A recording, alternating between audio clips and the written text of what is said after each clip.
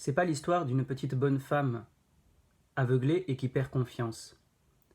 C'est pas l'histoire d'une idiote, non. C'est bien plus que ça.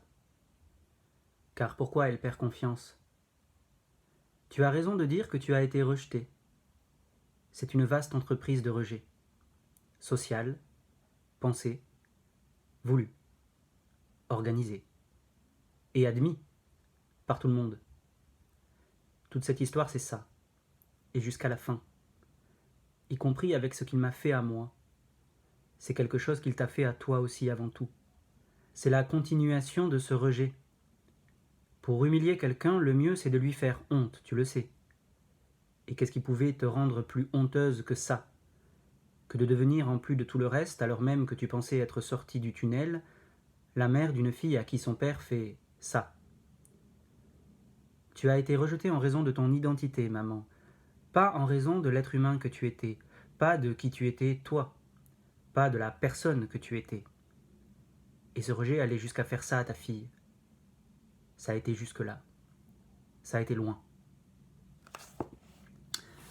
Bonjour à tous, je vous retrouve pour une toute nouvelle vidéo dans laquelle je voulais évoquer ce sujet très réjouissant, mais qui nous concerne tous, de l'inceste.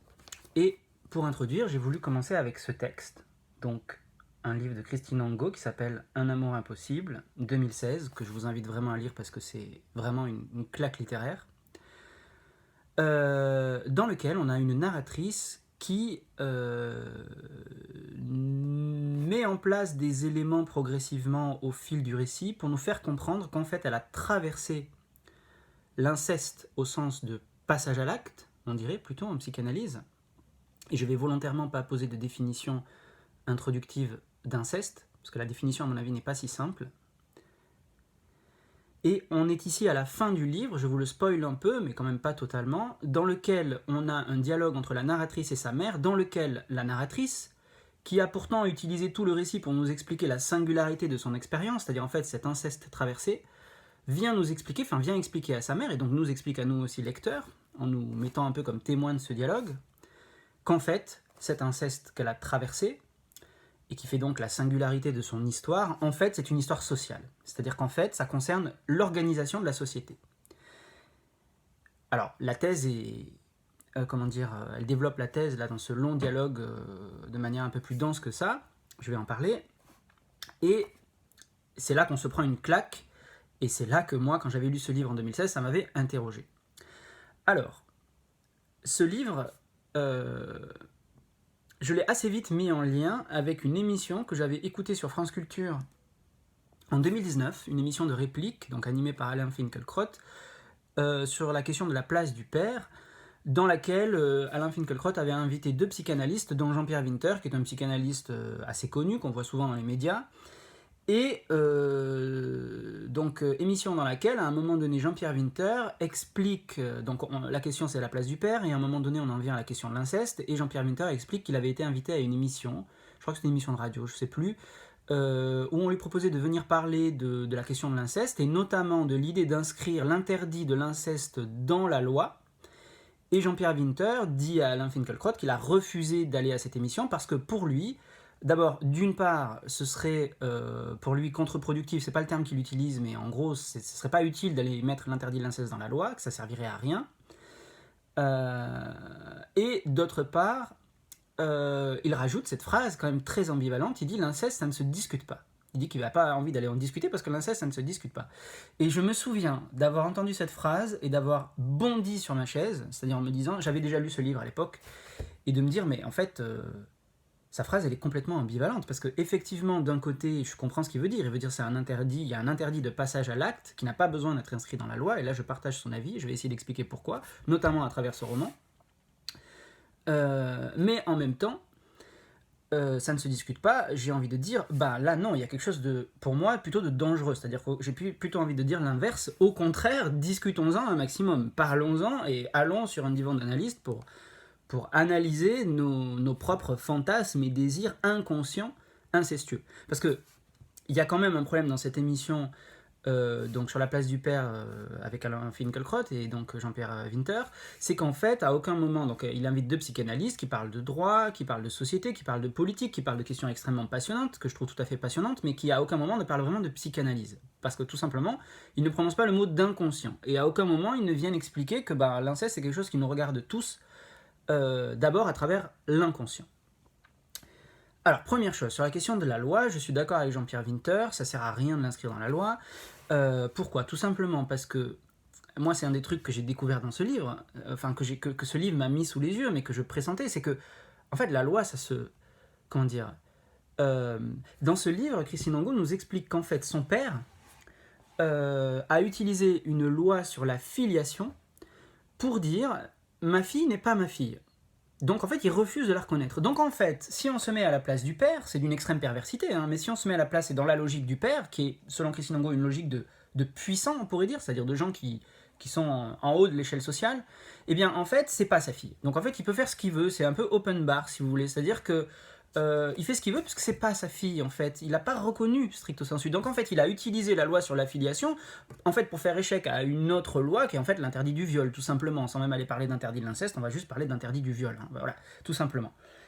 Donc en fait, c'est là où c'est gênant parce qu'en fait, la loi, d'abord les lois sont contradictoires entre elles. Ensuite, les lois, on sait très bien que la loi vient nous placer dans un universel. Alors là aussi, il y a une question, la question universelle. Est-ce que l'interdit de l'inceste, c'est un universel en fait ? Mais la loi veut essayer de l'inscrire dans une espèce de marbre. Déjà, bon, est-ce que c'est du marbre ? Ça, j'en doute. Est-ce que la loi doit être de marbre aussi ? C'est problématique. Mais en fait, ça ne s'adapte pas à la singularité de chacun. Et là, on a typiquement l'exemple d'une singularité dans laquelle, en fait, ça n'a pas fonctionné, ça n'a pas marché, la question de la loi. Donc, moi, je suis assez d'accord pour dire que l'inscrire dans la loi, cet interdit-là, ce serait stupide. Donc ça, je suis d'accord avec Jean-Pierre Winter sur ce point-là.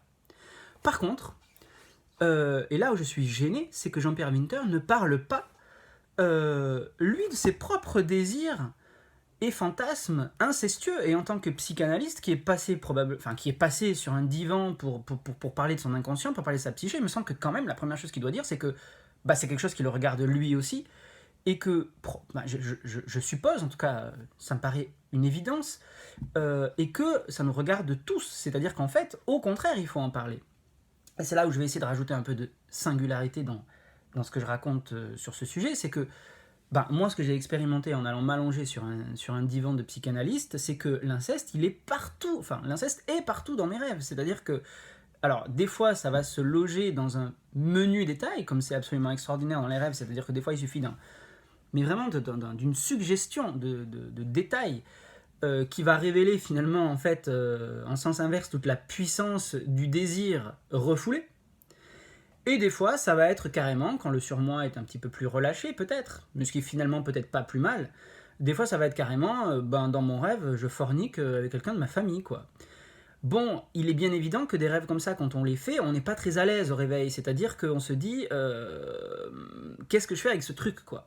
Et c'est là où il me semble qu'effectivement, c'est pas la loi qui va répondre à des trucs comme ça, c'est plutôt comment chacun fait dans sa subjectivité, avec ces désirs-là, et qui va s'interroger, qu'est-ce qui à un moment donné dans mon histoire m'a prémuni du passage à l'acte, parce qu'en fait la question de l'inceste, c'est pas uniquement celui qu'on pourrait subir, qui bien évidemment est condamnable, hein, il y a pas de, voilà, il y a un universel de l'interdit, enfin il y a pas de, d'accord, on est d'accord là-dessus, mais une fois qu'on a dit ça, on n'a rien dit en fait, c'est-à-dire que là où c'est plus intéressant d'aller s'interroger, c'est, mais moi, dans mes propres désirs incestueux inconscients, c'est-à-dire qui sont refoulés dans mon inconscient, comment je fais avec ça ?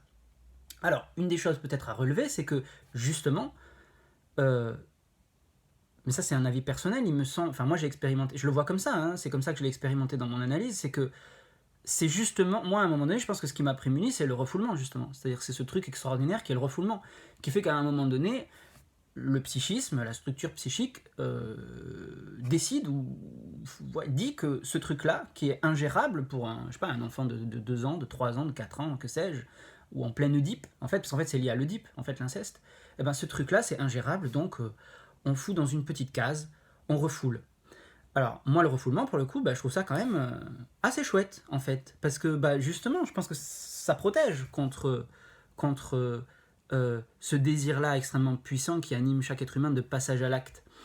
Sachant que l'inceste, ça peut se diriger sur plein de... Enfin, j'ai volontairement pas posé de définition parce que c'est très compliqué.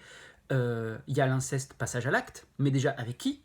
Ascendant, descendant, les lignes collatérales, c'est compliqué quand même parce que. Et puis par exemple, imaginons qu'on ait des enfants qui seraient pas forcément, qui auraient pas forcément de lien de fraternité ou de sororité, ni même de cousinade ou que sais-je, mais qui seraient tout le temps ensemble en fait finalement. Et ben. Est-ce que le passage à l'acte serait permis pour autant? Bah, j'ai envie de dire non. Donc en fait, c'est pas évident à définir. Après, moi, je pense qu'il y a un continuum entre le désir fantasme qui reste quand même de l'ordre oui, du fantasme et le passage à l'acte. Enfin, je veux dire, bien sûr que le passage à l'acte, c'est plus grave, mais enfin, bah, moi aussi, ce que je trouve intéressant dans Christine Angot, et dans ce livre, c'est qu'elle nous montre que, ben, il y a des gens qui l'ont vécu, donc déjà la loi, ça suffit pas à protéger, et pour ceux qui l'ont vécu, eh ben, comment ils font? Et j'ai envie de dire, eh ben, ils font avec. Ils font avec. Donc, déjà, elle nous montre qu'on peut s'en remettre, en tout cas qu'on peut en faire quelque chose. Elle en fait un livre, ce qui me semble quand même une bonne manière de faire. Enfin, une bonne manière de faire. Une manière de sublimer le trauma, je sais pas comment dire, je sais pas si on peut utiliser cette expression, mais en tout cas, il faut. Enfin, elle en fait quelque chose, il me semble que c'est quand même bien. Et il y a un continuum parce qu'en fait, eh ben, ce qu'elle nous montre aussi, c'est que ça nous regarde tous. Et notamment dans un autre livre qu'elle a écrit qui s'appelle L'inceste, pour le coup, un titre éponyme, en 1999, en fait, elle parle de ses propres désirs. C'est-à-dire qu'en fait, elle dit, à un moment donné, avec évidemment beaucoup d'auto-ironie, elle nous dit en fait, eh bien, j'avais envie d'être célèbre, finalement l'inceste, ça m'a bien arrangé parce que eh ben, ça m'a permis d'écrire. J'ai trouvé ça assez fort parce que moi à un moment donné je me suis dit, mais sur mon divan d'analyse, à un moment donné j'ai réussi à formuler de me dire, mais en fait est-ce qu'il n'y a pas une partie de moi inconsciente, refoulée, mais qui a été un peu déçue finalement que l'inceste n'ait pas eu lieu. C'est-à-dire en fait que bah, le désir oedipien ou le désir vers les membres de la fratrie n'ait pas eu lieu, c'est-à-dire enfin, n'ait pas eu, comment dire, n'ait pas eu matérialisation dans la réalité. Ben, ça se discute hein, quand même. Donc voilà, donc en résumé, je pense que ce que nous montre ce livre, et en réaction à l'émission à laquelle Jean-Pierre Winter s'exprime, j'aurais envie de dire, l'inceste c'est un truc au contraire dont il faut discuter, enfin il faut discuter, dont il serait bon je pense de discuter, beaucoup, d'en parler, de mettre des mots dessus, et que chacun fasse un travail d'analyse de ses propres désirs inconscients incestueux.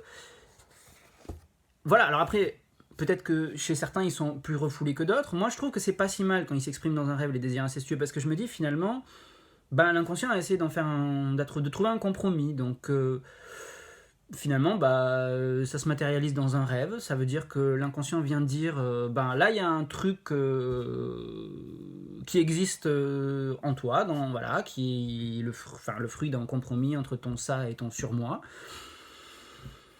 J'en fabrique un rêve, et ben fais avec quoi, hein, débrouille-toi, voilà. Voilà ce que je voulais dire sur ce sujet, en préambule, parce qu'en fait c'est un sujet qui m'intéresse beaucoup. Encore hier j'ai fait un rêve assez signifiant sur ce sujet, mais je ne vais pas en parler ici, mais enfin je vais m'arrêter là parce que ça fait déjà 13 minutes, mais j'en reparlerai sûrement dans d'autres vidéos. En tout cas, je vous invite vraiment, je pense que c'est vraiment intéressant de lire ce livre, pour sortir un peu des schémas habituels de pensée politique qu'on a, qui sont « Ouh là là, l'inceste c'est mal, c'est cacaboudin, il faut l'interdire, etc. etc. » Oui, bon, une fois qu'on a dit ça, on n'a rien dit en fait. On n'a absolument rien dit. Je pense que c'est beaucoup plus intéressant que chacun aille s'interroger sur ses désirs, ses fantasmes, et sur qu'est-ce qui fait qu'à un moment donné, dans ma structure psychique propre, eh bien, qu'est-ce qui fait que à quel endroit je me tiens par rapport au passage à l'acte, et qu'est-ce qui fait que finalement je compose un truc avec ce désir. Voilà. Moi je pense que c'est ça qui est important. Voilà, bah je vais m'arrêter là, et j'en profite pour conclure, pour remercier les 33 personnes, je crois avoir compté que c'est 33 qui suivent ma chaîne. Voilà, merci beaucoup, et continuez de vous abonner. À bientôt.